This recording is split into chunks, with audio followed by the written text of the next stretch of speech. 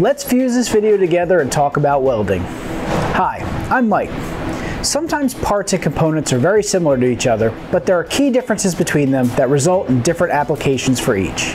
In each episode of this video series from Radwell TV, we compare parts that are similar to each other but also have their differences. Today I will be explaining the similarities and differences between MIG welding and TIG welding. The biggest similarity between these two welding techniques is that they are both a form of arc welding, meaning they operate in a similar manner. An electric arc is formed between the electrode and the metal base to supply heat in order to fuse metal surfaces together. MIG stands for metal inert gas, and this welding technique is typically used for larger and thicker metals. MIG welding utilizes a consumable wire electrode to supply the filler metal into the welding zone. The welding arc occurs between the consumable wire and the workpiece. With the MIG welding, the consumable wire is constantly fed through the handle of the spool gun, which the welder controls with a trigger. This is fed and melted down into the weld pool, allowing the electrode to act as a filler metal, creating the weld.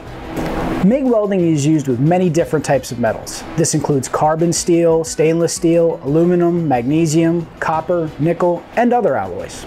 TIG stands for tungsten inert gas, and this welding technique provides an extremely controllable form of welding. TIG welding utilizes a non-consumable tungsten electrode along with a separate consumable as the filler material, although TIG welding doesn't require a filler material. TIG welding operates as follows. An electric torch with a non-consumable tungsten electrode aims the current towards the weld. If used, in the other hand, the filler rod goes into the weld puddle and is consumed during the process, becoming part of the final weld. TIG welding can be used for a variety of different metals. However, because of its limitations, it is typically used for thinner and lighter types of metals.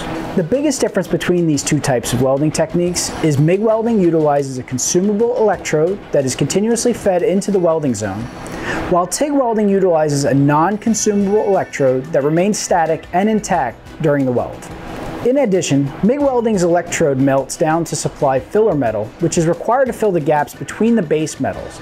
TIG welding does not require filler metal, and if used, the filler metal is supplied separately. These differences lead to one last difference, which is the technique. With MIG welding, the wire electrode is continuously fed through the spool gun to create the weld. TIG welding, on the other hand, requires the welder to feed a separate filler material onto the weld with one hand while operating the torch with the other hand. Though these two techniques are very similar, they have important differences that must be known to decide which one would be the best technique to use.